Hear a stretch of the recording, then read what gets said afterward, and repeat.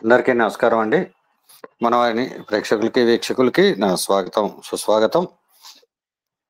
మనం రకరకాల ప్రముఖ వ్యక్తులు ఏదైతే మన పురాణాల్లో లేదా ఇతిహాసాల్లో మనకి కొన్ని జానపదాల్లో కూడా ఉన్న ప్రముఖ వ్యక్తుల గురించి మనం చదువుకుంటున్నాం. అదే పరంపరలో ఇవాళ ఒక ప్రత్యేకమైన ఒక వ్యక్తి గురించి తెలుసుకునే ప్రయత్నం చేద్దాం. బహుశా ఈ పేరుని పెద్దగా ఎవరు కూడా అంతగా విని ఉండకపోవచ్చు అని నా అభిప్రాయం. కొంతమంది విని ఉండవచ్చు, చాలా మంది విని ఉండకపోవచ్చు. అసలు ఇలాంటి వ్యక్తి ఒక ఆయన ఉన్నారని చెప్పి ఎవరికి తెలిసి ఉండకపోవచ్చు. ఆ తెలియని వ్యక్తుల్లో నేను కూడా ఉన్నాను. నేను కూడా ఇంతకుముందు ఎప్పుడు ఈయన గురించి తెలుసుకునే ప్రయత్నం చేయలేదు. నాకు ఇలాంటి ఆయన ఉన్నారని కూడా నాకు తెలియదు. సో వాళ్ళందరం కూడా ఆయన గురించి తెలుసుకునే ప్రయత్నం చేద్దాము. ఆ వ్యక్తి పేరు శ్యావాస్య మహర్షి. ఈ శ్యావాస్య మహర్షి ఎవరు, ఏమిటి, ఈయన అసలు ఎవరు ఈ పర్సన్ అనేది మనం తెలుసుకునే ప్రయత్నం ఇప్పుడు చేద్దాం. శ్యావాస్య మహర్షి, శ్యావాసుడు వేదకాలం నాటి ఋషి. ఇతని ప్రస్తావన అత్రి, అర్చనాసన, శ్యావాస్య త్రయారిషేయ అని చెప్పబడు ఆత్రేయ గోత్రంలో కనిపిస్తుంది.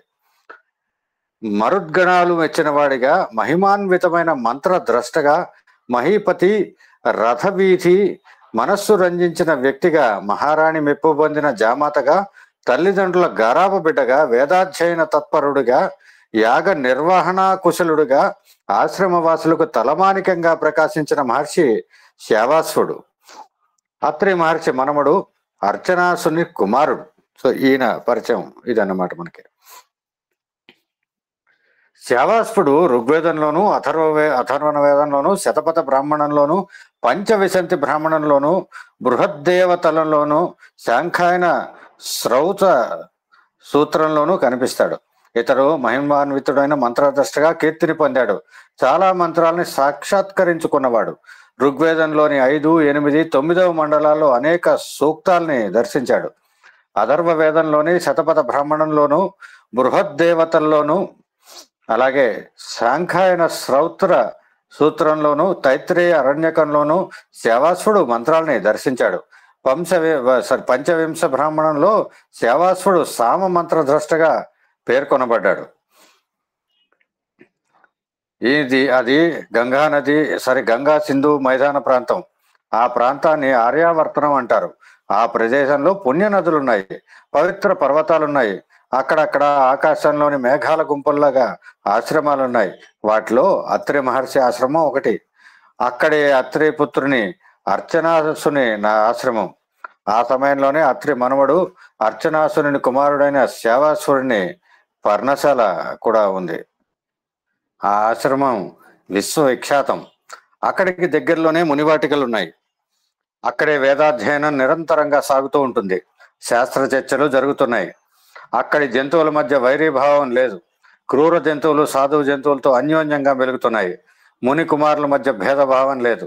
ఎక్కడ చూసినా పవిత్ర వాతావరణం, ఎక్కడ చూసినా మనోహ్లాద కారణమైన ప్రకృతి దృశ్యాలే. కళ్ళకి ఆనందం, చెవులకింపు, మనస్సుకు ఉల్లాసం కలిగించేలాగా ఆశ్రమ వాతావరణం ఉంది. ఆ ఆశ్రమం అతిథులకి స్వాగతం పలుకుతోంది. తమ ఆతిథ్యంతో మురిపింపజేస్తుంది. ఇలాంటి వైశిష్ట్యం కలిగిన ఆశ్రమం వైపు ఒక రథం కదులుతూ ఉంది. ఆ రథ ఆగమనం స్థిత ప్రజ్ఞలా ఉంది. రథ ఛత్రానికి ఉన్న గంటలు ఆశ్రమం దగ్గర పడిందని మృదునాదంతో హెచ్చరిస్తూ ఉన్నాయి. రథానికి కట్టిన గుర్రాలు మహారాజు కీర్తిలా ప్రకాశిస్తున్నాయి. ఆ రథంలో విద్యా వినయ సంపన్నుడు రాజసి రథవీతి కూర్చుని ఉన్నాడు. ఆ రథం ఆశ్రమ ప్రాంతాన్ని చేరుకుంది. మహారాజు రథం దిగాడు.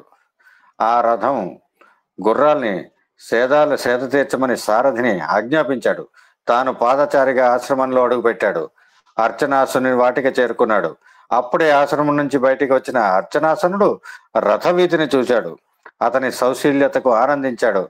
తన రాజైన ఆశ్రమ ప్రాంత క్షేమం పట్టించుకునే ఔదార్యాన్ని మనసులో తలుచుకున్నాడు. ఈ యాగాదులు ఆటంకాలు లేకుండా కనురెప్పల్లో కాపాడే మహారాజు మంచితనాన్ని మెచ్చుకున్నాడు. రాక వచ్చిన రాజర్షి రథవీధికి అర్చనాసురుడు అర్ఘ్యపాద్య మధుపర్కాల్ని ఇచ్చి అతిథిని గౌరవించాడు. రాజు సేద తీరాక తపోవనం ఆగమన కారణం అడిగాడు. మహర్షి, నేను చాలా కాలం రాజ్యపాలన చేశాను. అంగరంగ భోగాలు అనుభవించాను. సామంతుల జయధ్వానాలు విన్నాను. చక్రవర్తుల సాష్టాంగ నమస్కారాలు అందుకున్నాను. ప్రజారంజకుడని కిన్నెర్లు కీర్తిస్తుంటే విన్నాను. నా కోరికలన్నీ తీరాయి. నాకు సుగుణవతి అయిన ఇల్లాలు ఉంది. అందానికి అందమైన కుమార్తె ఉంది. అయినా ఒక్క కోరిక మాత్రం తీరలేదు అన్నాడు. మహారాజా, మీ కోరిక ఏమిటో సెలవియండి. పాలకుల మనస్తాపాలు తీర్చడం మహర్షుల కర్తవ్యం. శాస్త్ర మర్యాదలు చెప్పడం మా విధి. ప్రత్యామ్నాయం సూచించడం మా బాధ్యత. చెప్పండి అన్నాడు అర్చనాసునుడు. దానికి రాజు, మహర్షి, నేను విశ్వవిఖ్యాతమైన యాగం చేయదలుచుకున్నాను. ఈ యాగానికి మీరు ఋత్విజులుగా వేయించేయాలి. మీరే హోతలై దీనిని నడిపించాలి. మీ పుత్రగణంతో శిష్యగణంతో ఈ యాగానికి విచ్చేయాలి. ఇదే నా కోరిక అని అన్నాడు. దానికి మహర్షి, అలాగే సత్కార్య నిర్వహణలో మా ఆశీస్సులు ఎప్పుడూ ఉంటాయి. యాగ సన్నాహం చేయండి. సంభారాలు సంగ్రహించండి. నేను నా పుత్రులతో క్రమాంత జటాంత ఘనాంత లక్షణాంత వేద పాఠకులతో యాగ రహస్య మర్మ కోవిదులతో విచ్చేస్తాను అన్నాడు. అది రథవీధి పట్టణం ప్రాంగణం. ఆ నగరం పొలిమేరలోనే పవిత్ర గోమతీ నది పారుతూ ఉంది. అక్కడ ఉద్యానవనాలు పూలతో తమ సంతోషాన్ని ప్రకటిస్తున్నాయి. ఎత్తైన వృక్షాలు రాజ సుస్థిర కీర్తిని చాటుతున్నాయి. అక్కడ హోమకుండాలు ఉన్నాయి. ఋత్విక్కులు వ్రతనిష్ఠులై ఉన్నారు. యాగ సంభారం అంతా చుట్టూ ఉంది. అరణి సిద్ధమైంది. దేవతాహ్వానం మొదలైంది. అగ్ని ప్రజ్వరిల్లింది. హవిస్సులు యాగకుండంలో సమర్పింపబడుతున్నాయి. వేదమంత్రాలు సుస్వరంగా వినిపిస్తున్నాయి. ఆ వాతావరణానికి పరవశించిన వారు కొందరు, రాజు నిష్ఠకి మెచ్చుకున్న వాళ్ళు కొందరు, మన కోసమే కదా అని మనసారా అభినందించిన వాళ్ళు కొందరు. ఆ యాగ ప్రాంగణంలో ఎందరో వృద్ధులు ఉన్నారు. యువ కిషోరాలు ఉన్నారు. శాస్త్రజ్ఞులు ఉన్నారు. వారి మధ్య ఒక దివ్యమూర్తి ఉదయభానునిలా ప్రకాశిస్తూ ఉన్నాడు. అతనిలో ఆర్ష తేజం ఉట్టిపడుతూ ఉంది. అతని దివ్య దేహం తప్త కాంచనంలా ప్రకాశిస్తూ ఉంది. అతని స్వరం జలద గంభీరంగా మోగుతూ ఉంది. అతనే అత్రి మహర్షి మనుమడు, అర్చనాసుని అనురాగం పంచుకున్న కుమారుడు శ్యావ్యాశ్వుడు. ఆ యాగానికి వచ్చిన వారిలో రాజులున్నారు, తపోవరిష్ఠులున్నారు, గృహస్థులున్నారు, కన్యకామణులున్నారు. వారిలో ఒక అమ్మాయి రథవీధి గారాబాల బిడ్డ. ఆమెలో క్షత్రియ తేజం ఉంది, విద్యా విభవం ఉంది, వినయ సంపత్తి ఉంది. అంతేకాదు యవ్వన వికాసం కూడా ఉంది. ఆమె రాకంతో యాగమంటపంలో కొత్త కళ వచ్చింది. ఆమె రాకను గుర్తించి తప్పుకున్న వారు కొందరు, యాగవేదిక వైపు దారులు తీసిన వారు కొందరు, పరిచర్య కోసం సిద్ధంగా నిల్చున్న వాళ్ళు కొందరు. కానీ ఆ అందాల చందమామ అవేమీ పట్టించుకోలేదు. ఆమెలో నిష్ఠ ఉంది, పవిత్రత ఉంది, యాగ సందర్శన కుతూహలం కూడా ఉంది. ఆమె వేసని నదిలాగా వచ్చింది. యాగవేది దగ్గరికి వచ్చి కూర్చుంది. అర్చనాసురుడు సమంత్రకంగా హోమం చేస్తూ ఉన్నాడు. అకస్మాత్తుగా అతని చూపులు రథవీధి కుమార్తె వైపు మళ్ళాయి. ఆమె సౌందర్య స్వరూపిణిగా కనిపించింది. శ్రద్ధామూర్తిగా గోచరించింది. ఆమెలో ఏకాగ్రత ఉంది, జిజ్ఞాస ఉంది. ఆమెని చూస్తూ ఉండిపోయాడు అర్చనాసనుడు. అప్పుడు దగ్గరలో ఉన్న శ్యావ్యాసుడు తండ్రిని చూశాడు. ఏమాత్రం కలవరం లేకుండా యాగవిధుల్ని నిర్వహించే తండ్రిలో ఏమిటి వింత పరిణామం అనుకున్నాడు. అయినా తమాయించుకుని తండ్రి వైపు తిరిగి చూశాడు. తండ్రి చూపు వెంబడి తాను కూడా కళ్ళతో కదిలాడు. అతనికి అసమాన సౌందర్య రాశి అయిన రాజకుమార్తె కనపడింది. ఆమె యాగానురక్త అని చెప్పి అతనికి తెలుసు. గతంలో చాలాసార్లు ఆమె హోమాదులు జరిగే చోటకి రావడం గుర్తుకు వచ్చింది. కానీ అప్పట్లో అతనిలో చలనం లేదు. కానీ ఏదో తెలియని ప్రకంపనలు కలుగుతూనే ఉన్నాయి. రాజకుమార్తెలో మార్పు కనిపించింది. దైవీకల ఉట్టిపడుతూ ఉంది. సౌందర్యం రూపుదాల్చిందా అనే భావన కలిగింది. అతని మనస్సులో లేదు. అతని చూపులు ఆమె ముఖానికి ప్రదక్షిణం చేస్తున్నాయి. తండ్రి కొడుకులు రాజకుమార్తెని చూస్తున్న వారి చూపుల్లో తేడా ఉంది. తండ్రి చూపుల్లో కోరిక లేదు. ఆ వీక్షణంలో అల్పవాంఛలు లేవు. ఆ దృష్టిలో ఆనందం ఉంది. అతనిలో సంతృప్తి ఉంది. తన కుమారునికి తగిన ఇల్లాలు అనే భావన ఉంది. తన కోడలిగా చేసుకోవాలనే తపన ఉంది. కొడుకు చూపుల్లో కోరిక ఉంది. ఆ వీక్షణంలో ఆశా పరంపరలు ఉన్నాయి. ఆ దృష్టిలో తపన ఉంది. తన భార్యగా చేసుకోవాలనే అభిలాష కూడా ఉంది. అయినా తండ్రి కొడుకులు తేరుకున్నారు. తమ విద్యుక్త ధర్మం గుర్తుకు తెచ్చుకున్నారు. యాగ నిర్వహణ పట్ల బుద్ధిని మరల్చారు. యాగాన్ని కొనసాగించారు. పూర్ణాహుతి పూర్తి అయిపోయింది. అవబృద్ధ స్నానంతో యాగం ముగిసింది. మహారాజు రథవీతి ఆనందానికి అవధులు లేవు. సవినయంగా శ్యావ్యాస్ప అర్చనాసునుల దగ్గరికి వచ్చాడు. మునీంద్రులారా, నా కోరికను మన్నించి నా పట్టణానికి విచ్చేశారు. ఎటువంటి ఆటంకాలు లేకుండా యాగం పరిసమాప్తి అయింది. మీ రుణం ఎన్నటికీ తీర్చుకోలేను. నా కృతజ్ఞతలు అందుకోండి. అవన్నీ పూర్తి అయ్యాయి, కానీ నాకు మిగిలింది ఒక్కటే, మీ కోరికను తీర్చడమే. దయతో సెలవియ్యండి అన్నాడు. అప్పుడు మహారాజా, నేను పెద్దవాణ్ణి, నా కుమారుడు చిన్నవాడు. కోరికలు కోరడంలో చిన్నవారికే ప్రాధాన్యం ఇవ్వడం మర్యాద, ఉచితం కూడా. అందుకే శ్యావ్యాస్పుడు కోరడం ధర్మం అన్నాడు. రథవీధి అత్రిమనుమని వైపు చూశాడు. శ్యావ్యాసుడు కొద్దిగా సిగ్గుపడుతూ, మహారాజా, నా కోరిక వింటే మీరు బాధపడతారేమో అన్నాడు. దానికి రాజు, మునివర్య, నేను బాధపడను. మీ కోరిక ఎలాంటిదైనా కాదనకుండా తీర్చడం నా విధి. నా సంకల్పం నెరవేరినందుకు ప్రత్యామ్నాయంగా కోరికలు తీర్చడం నా ధర్మం.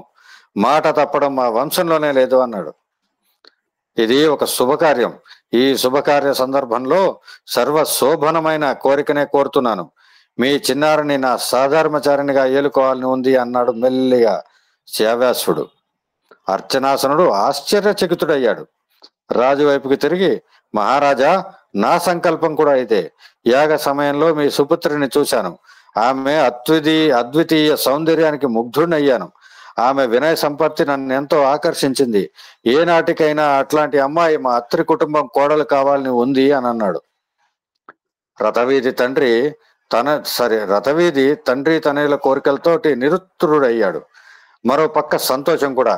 పవిత్ర యాగం చేశాక మాట తప్పనని చెప్పాక కాదనడం ధర్మం కాదనిపించింది. అందుచేత మునివర్యులారా, నేను కాదనను. నాకు చాలా సంతోషమే. వేద విద్వాంసుడు, తపస్సంపన్నుడైన ఒక ముని నాకు అల్లుడుగా రావడం మహద్భాగ్యమే. అదేగాక ఋషి కుటుంబంతో వియ్యమందడం ఆచారం కూడా.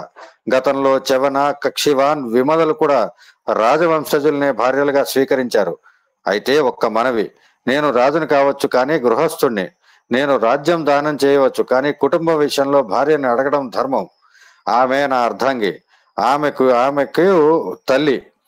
పెళ్లి విషయంలో ఆమె అంగీకారం తీసుకోవడం యుక్తం. అందుచేత నాకు వ్యవధి ఇవ్వండి అని చెప్పి కోరాడు.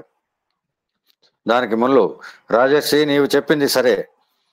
కుమార్తెల పెళ్లిళ్ళ విషయంలో వ్యవహారంలో తల్లి సలహాలు తీసుకోవడం సబబే అని అన్నాడు అర్చనాసనుడు. రథవీధి అంతఃపురం వైపు కదిలాడు. మహారాజు రావడంతో చెలికెత్తలు తబ్బిబ్బి పడ్డారు. నలుదిక్కులకే తప్పుకున్నారు. మహారాజు ఆగమనాన్ని మహారాణికి తెలియజేశారు. రాజు రాణి ఏకాంత మందిరం చేరుకున్నాడు. రాణి రాజుకి ఉచితోపచారాలు చేసింది. మహారాజీ, నా మాటలు సావధానంగా విను. అత్రి కుటుంబీకులు మనతో వియ్యమందడానికి ఉత్సాహం చూపుతున్నారు. అర్చనాసనుడు మన కూతుర్ని తన కోడలుగా చేసుకోవాలని ఉబలాట పడుతున్నాడు అన్నాడు. దానికి ఆవిడ, అత్రి కుటుంబీకుల ఎవరు? నాకు గుర్తుకు రాలేదే అని ప్రశ్నించింది రాణి. వారే మన యాగ నిర్వాహకులైన అర్చనాసన మహర్షులు. ఆయన పుత్రుడే చిరంజీవి శ్యావ్యాస్పుడు అన్నాడు. అసంభవం అంది మహారాణి. ఎందుకు?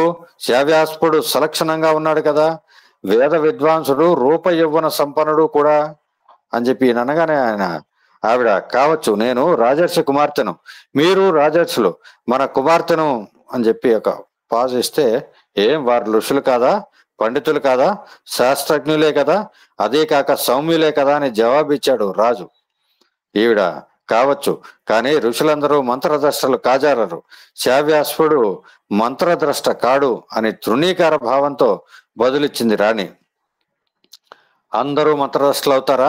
మంత్రద్రష్టలు మనస వాచ కర్మణ బలవంతులై ఉండాలి. కానీ నాకు తెలిసినంత వరకు అతనిలో లోపం లేదు. అతని మంత్రద్రష్ట కాడా? అతని కుమారుడు అర్చనాసనుడు మంత్రద్రష్ట కాడా? ఇంకా ఏమి కావాలి అంటే, కావచ్చు, తాత తండ్రుల జ్ఞానం పరిపూర్ణంగా మనవడికి సంక్రమించాలని ఎక్కడా లేదు. అంతేకాకుండా తాతల తండ్రుల జ్ఞానంతో బతికేవాడు మధ్యముడు, మంత్రద్రష్ట అయిన అల్లుడు కావాలి. ఇదే నా కోరిక. ఇందుకు భిన్నమైన ఏ వరుణ్ణి నేను అల్లుడిగా స్వీకరించలేను అని నిక్కచ్చిగా చెప్పింది రాణి. అంతేకాదు, నా కూతురు వేదమాతగా ఉండాలి. ఆమె భర్త మంత్రద్రష్ట అయిన ఋషి అయి ఉండాలి అని కూడా అంది. ఒకవేళ శ్రావ్యాసుడు మంత్రద్రష్ట అయితే నాకు పరిపూర్ణ సమ్మతమే. అతన్ని తప్పనిసరిగా అల్లుడిగా చేసుకుంటాను అంది. రాజు జవాబు చెప్పలేదు. అర్చనాసుని దగ్గరికి వెళ్ళాడు రథవీధి మహారాజు. నమస్కరించాడు. మహారాణి సమ్మతించారా అని కుతూహలంతో అర్చనాసనుడు అడిగాడు. లేదు, మంత్రదష్ట అయిన అల్లుడు కావాలని ఆమె కోరిక అని రాజు బదులిచ్చాడు. మహారాజా, విచారించకండి. నా కుమారుడు సామాన్యుడు కాదు. అతను తప్పక మంత్రదష్ట అవుతాడు. అప్పుడే వియ్యమందుకుందాం అని ఆశ్రమం వైపు కదిలాడు. వారు నడుస్తున్నారు, కానీ మనస్సులు వేదనలతోటి మగ్గుతున్నాయి. చూపుల్ని బాటల్ని చూస్తున్నాయి, కానీ అంతర్మథనం సాగుతూనే ఉంది. అరణ్య మార్గంలో అర్చనాసన శ్యావ్యాసులు నడిచి వెళ్తున్నారు. యాగం పరిపూర్తి చేశామనే సంతోషం ఉన్నా ఏదో తెలియని వ్యధ వారిని పీడిస్తూ ఉంది. అర్చనాసురుడు కొడుకు వైపు చూశాడు. అతని ముఖంలో కాంతి లేదు. ఏదో తెలియని దైన్యం అతనిలో కనిపిస్తూ ఉంది. ఎంత నిబ్బరంగా ఉన్నా బాధతోటి అడుగు వేయడం స్పష్టమవుతూనే ఉంది. తండ్రి కొడుకులు నడిచి వెళ్తుంటే మార్గ మధ్యంలో ఒక దంపతులు పడ్డారు. కానీ వారెవరో అర్చనాసునికి గుర్తుకు రాలేదు. వారితో పరిచయం చేసుకోవాలనే తపన క్షణక్షణం ఎక్కువ అవుతూనే ఉంది. ఆ దంపతులు తండ్రి కొడుకులకి ఎదురయ్యారు. మహాత్ములారా, మీరెవరో మాకు తెలియదు, కానీ మీలో విశిష్టమైన తేజస్సు ప్రకాశిస్తూ ఉంది. మిమ్మల్ని చూస్తుంటే నమస్కరించాలనిపిస్తోంది. నేను అర్చనాసనుణ్ణి, వీడు నా కుమారుడు అని చెప్పి పరిచయం చేశాడు. ఓహో, మీరేనా అర్చనాసనులు? రథవీధి యాగ నిర్వాహకులు మీరేనా?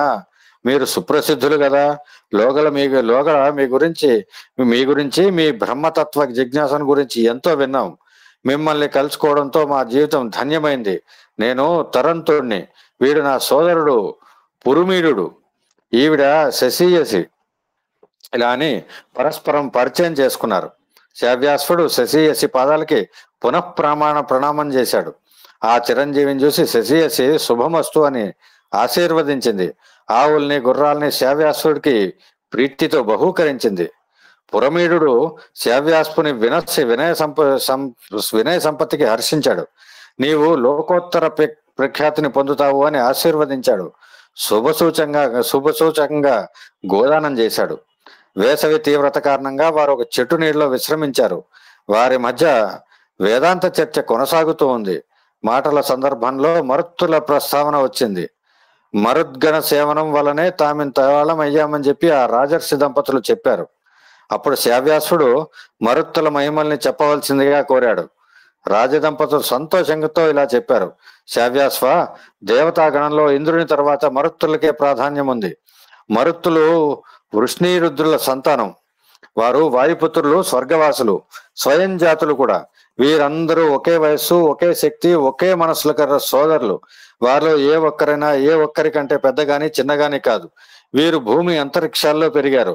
రోదసి వీరి భార్య, ఇంద్రాణి సరస్వతి వీరి స్నేహితురాళ్ళు. మరుత్తులు అగ్నిగా, ఎర్రగా, బంగారు రంగుతో మెరుస్తూ ఉంటారు. మెరుపులే కళ్ళగా ప్రకాశిస్తారు.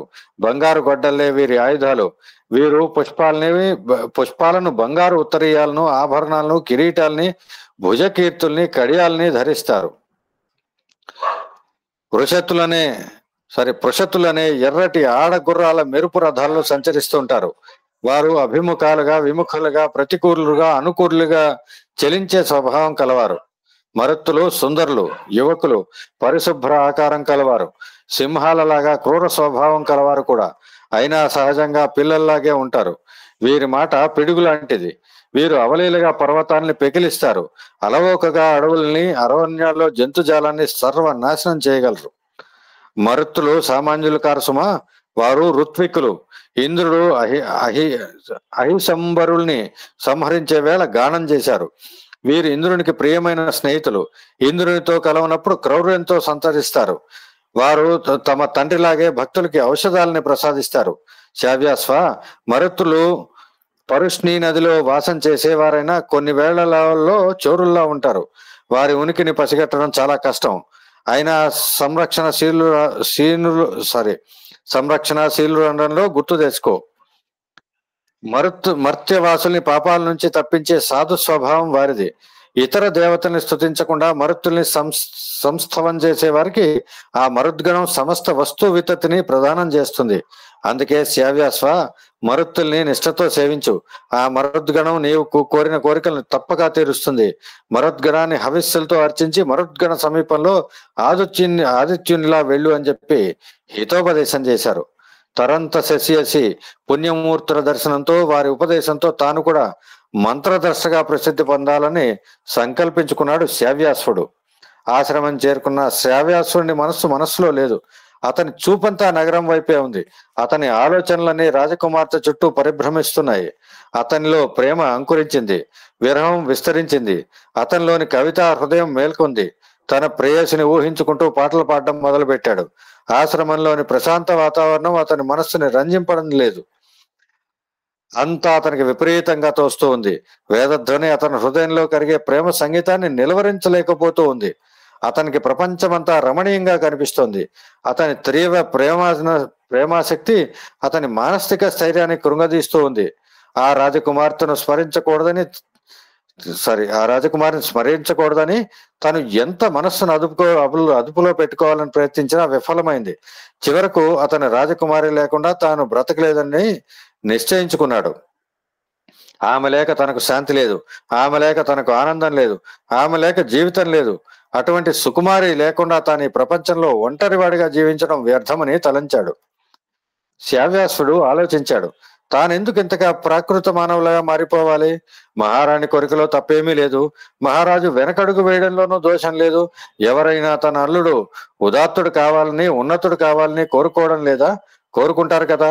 అలాగే నేను మంత్రదర్శన కావడంలో ఎలాంటి భేషజం లేదు.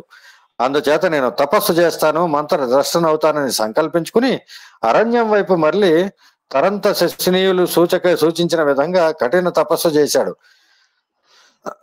దేవతలు సాక్షాత్కరించారు. శ్రావ్యాస్వ, నీ నిష్టను గుర్తించాము. నీ కోరిక నెరవేరాలంటే నీవు మరుద్గణాన్ని సేవించు, నీ కోరిక నెరవేరుతుంది అన్నారు. తరంత శశీయన్లు కూడా ఈ మాటనే చెప్పడాన్ని శ్రావ్యాసుడు గుర్తుకు తెచ్చుకున్నాడు. నియమ నిష్టలతో మరుద్గణాన్ని స్తుతించాడు. ఓ మరుత్తులారా, మీరు ఇంద్రసకులు, బల సంపన్నులు, లోక క్షేమాంకరులు. బాధలు కలిగించే వేళ ప్రజలు రాజుల సన్నిధికి పోయే విధంగా నేను మిమ్మల్ని ప్రార్థిస్తున్నాను. మీరు వృషభ సంయుక్త గోగణంలా ఉన్నారు. వైరీగణాన్ని తరిమి కొట్టినట్టు జలద మేఘాల్ని చెల్లాచెదురు చేస్తున్నారు. ఓ పృష్టి పుత్రులారా, మీరు కదిలితే భూమి కూడా కదులుతుంది, వణికిపోతుంది. మీరు యమరాజుల్లాగా మనోహర రూపం ధరించండి, ఆకాశంలాగా విస్తరించండి, అక్షయోధన ప్రదాతలు కండి, అమల జన్మలుగా అలంకార శోభితులుగా దర్శన భాగ్యం కలిగించండి. ఓ రుద్రపుత్రులారా, తుష్టి పుష్టి రెండూ కూడా ఉన్న ధనుర్బాణాలు మీకు ఉన్నాయి, అశ్వరథాలు ఉన్నాయి, ప్రదీప్త అస్త్రాలున్నాయి. నన్ను సంప్రీతుణ్ణి చేయండి. ఓ మరుత్తులారా, భర్త ఏ విధంగా భార్యను తన అనంత వీర్య సంపత్తితో గర్భాన్ని కలిగిస్తాడో అలాగే మీరు భూమికి జలగర్భం ప్రసాదించండి. మీరు సముద్రంలో నావలాగా కదిలిపోతున్నారు. మీ గమనం చిత్రం. మీరు ఆవు కొమ్మల్లాగా కిరీటాన్ని ధరించండి. గుర్రంలాగా వేగంగాను మనోహరంగాను కదలండి. యజమానిలాగా శుభం ప్రసాదించండి. ఓ మరుత్తులారా, పూజ్యులైన మిమ్మల్ని పూజించడానికి ఎవరు సమర్థులు? యోగ్యానుసారంగా మీకు స్తోత్రాలను వినిపించే వాళ్ళు ఎవరు? శ్రావ్యాసుని శ్రద్ధాభక్తి పూర్వకమైన స్తోత్రాలు విని మరుత్తులు ప్రసన్నులయ్యారు. సంతోషంతో దివ్య వాహనాన్ని అతనికి బహూకరించి అంతర్ధానమయ్యారు. ఆ దివ్య విమానాన్ని ఎక్కి పయనం సాగించాడు శ్రావ్యాసుడు. మరుద్గణాల ఆశీర్వాద బలంతో శ్రావ్యాసుడు ఋషిత్వాన్ని పొందాడు, మంత్రద్రష్ట అయ్యాడు. అదే సమయంలో అతనికి రాజకుమార్తె మనస్సులో మెదిలింది. ఎవరి కోసం, ఎందుకోసం ఈ కఠిన తపస్సు చేశాడో, మంత్రద్రష్ట అయ్యాడో అలాంటి అపురూప సౌందర్య రాశి అయిన రాజకుమార్తెని సహధర్మచారినిగా చేసుకోవడానికి మనస్సు తహతాలాడింది. రాజ్యం వైపు ప్రయాణం సాగించాడు. రాజు మాట తప్పడనే విశ్వాసం అతనిలో ఏర్పడింది. హనున్ముఖి అయిన రాజకుమార్తె కళ్ళలో కదులుతూ ఉంది. శ్రావ్యాసుడు అలా నడిచి వెళ్తున్నాడు. రాజ్య సమీపానికి వచ్చినట్టు భావించాడు, కానీ ఇంకా గమ్యం చాలా దూరంలో ఉంది. తాను మంత్రదష్ట అయినట్టు చెప్పాలని ఆరాటం, కానీ తన గొప్పదనాన్ని తానే చెప్పుకోకూడదు కదా. ఆత్మ ప్రశంస చేసుకోకూడదని ఒక మారు అనుకున్నాడు. ఈ వార్తని ఒక దూత ద్వారా రథవీతికి తెలియజేయడం ఉత్తమం అని చెప్పి భావించాడు. అదే దూత ద్వారా రథవీతి మనోభావాన్ని తెలుసుకోవాలని కూడా ఆశించాడు. ఈలోగా చీకటి పడింది. మార్గం అంతా చీకటిమయంగా ఉంది. చిమ్మ చీకటి, ఏమీ తెలియటం లేదు. అతనికి ఒక ఉపాయం తట్టింది. రాత్రికి అధిదేవత అయిన నిశాదేవిని దూతగా పంపవచ్చు కదా అని అనుకున్నదే తడవుగా నిశాదేవిని స్తోత్రం చేశాడు. నిశాదేవి సంతోషించి ప్రసన్నురాలైంది. శవ్యాస్వ, నీ కోరిక ఏమిటి అని అడిగింది. ఓ నిశాదేవి, నీవు దూతగా వెళ్లి రథవీధికి శవ్యాసుడు మంత్రద్రష్ట అయ్యాడు అనే సందేశాన్ని చేరవేయాలి. శవ్యాస్వ, నీ దౌత్య కార్యాన్ని నేను నిర్వహిస్తాను. ఆ రథవీధి యొక్క రాజ్యం ఎక్కడా అని అడిగింది. రథవీధి రాజ్యం గోమతీ నదీ తీరంలో ఉంది అనగానే నిశాదేవి శీఘ్ర గమనంతో కదిలింది. గోమతీ నదీ తీరానికి చేరుకుంది. అక్కడ మహారాజును చూచింది. ఓ మహారాజా అని పిలిచింది. రథవీధి ఆశ్చర్యచకితుడయ్యాడు. నలుదిక్కులకి చూశాడు. మనిషి కనపడడం లేదు, కేవలం మాట మాత్రమే వినపడుతోంది ఏంటి అని ఆలోచించాడు. దానికి, ఓ రాజా, నేను నిశాదేవిని, మీరు నన్ను చూడలేరు, ఎందుకంటే అంధకారమే నా స్వరూపం అంది. రాజు లేచి నిలబడి నలుదిక్కుల మొన్నగా ఉన్న గాఢాంధకారాన్ని చూసి నమస్కరించాడు. అమ్మా నిశాదేవి, నీకు వచ్చిన ఆపద ఏమిటి అని అడిగితే, ఓ పృథ్వీపతి, నీ రాజ్యంలో ఆపదలు లేవు, రావు. నేను ఒక శుభ సందేశాన్ని నీకు తెలియజేయడం కోసం వచ్చాను అంటే అనుగ్రహించండి అన్నాడు రాజు. ఓ నృపవరా, నేను శవ్యాసుని దూతగా వచ్చాను. ఈ మాట వినగానే రాజు ఆశ్చర్యపోయాడు. అర్చనాసుని కుమారుడు శవ్యాసుడు మంత్రదస్త అయ్యాడు అనే శుభ సందేశాన్ని వినిపించింది ఆవిడ.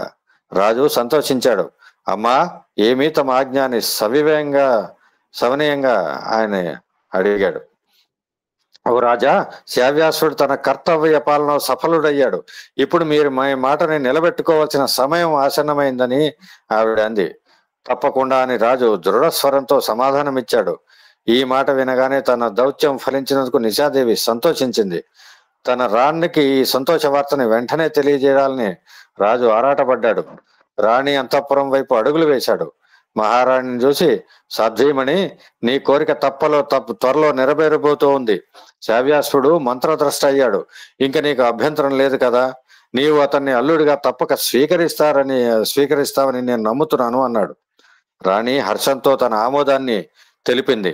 రథవీధి దంపతులు అర్చనాసుని ఆశ్రమం వైపు కదిలారు. ఆశ్రమాన్ని చేరుకున్నారు. అర్చనాసుని పాదాలకి నమస్కరించారు. తన తల్లి వెనకాల రాజకుమార్తె సిగ్గుతో నిలిచి ఉంది. అర్చనాసునుడు స్నేహంతో రాజుని రాణిని కుశలం అడిగాడు. తర్వాత రాజకుమార్తెను క్షేమం అడిగి తనకి కాబోయే కోడల్ని మనసారా ఆశీర్వదించాడు. రాజకుమార్తె భక్తి శ్రద్ధలతో మహర్షి పాదములకి నమస్కరించింది. రథవీధి కొద్దిగా సిగ్గుపడుతూ అర్చనాసును చూసి, ఓ మహాత్మా, మీరు నా కుమార్తెను కోడలుగా చేసుకుంటాను అని అడిగినప్పుడు నేను రాణి మాటలు విని అజ్ఞానంతో నిరాకరించాను. ఈ మూర్ఖుణ్ణి మన్నించండి అని విన్నవించాడు. అర్చనాసనుడు, ఓ రాజా, రాణి ఆకాంక్ష వల్ల ఒక గొప్ప ప్రయోజనమే సిద్ధించింది. నా పుత్రుడు శవ్యాసుడు మంత్రద్రష్ట అయ్యాడు కదా, క్షమించడం అన్న ప్రశ్నకి ఇక్కడ చోటే లేదు అని చెప్పాడు. రథవీధి నమస్కరిస్తూ, మహర్షి, మీరు కోరుకున్న కోడలు మీ సమక్షంలోనే నిలిచి ఉంది అని అన్నాడు. అర్చనాసనుడు, ఓ రాజా, రూపవతి, శీలవతి, గుణవతి అయిన నీ కూతుర్ని ఎవరు కోడలుగా చేసుకోరు అని సంతోషం వ్యక్తం చేశాడు. ఋషివరేణ్యుడికి అర్ఘ్య పాద్య మధుపర్కాది సత్కారాలు రథవీధి చేశాడు. వివాహ సమయంలో సహస్ర గో సంపదను, ప్రశస్త అశ్వ సమూహాన్ని ప్రదానం చేశాడు. శవ్యాసునికి సంతృప్తికి అంతే లేదు. తాను కోరిన తరుణీయమని తనదైనందుకు ఎంతగానో ఆనందించాడు. అడిగిన వరాలు ప్రసాదించే మరుద్దేవతలను తన కోరిక మానినీయమని తనకు సహధర్మచారిణిగా అనుగ్రహించినందుకు ఉప్పొంగిపోయాడు. రథవీధి, పట్టమహర్షి, అర్చనాసుల అనంతముడిగణం ఆనందానికి హద్దు లేకపోయింది. ఆశ్రమం అంతా అతిలోక రమణీయంగా మారిపోయింది. ఓం శాంతి. ఇంతటితోటి ఈ కథ సమాప్తం అవుతుందండి. మరో కథతోటి మరోసారి మీ ముందుకి నేను వస్తాను. అంతవరకు స్వస్తి.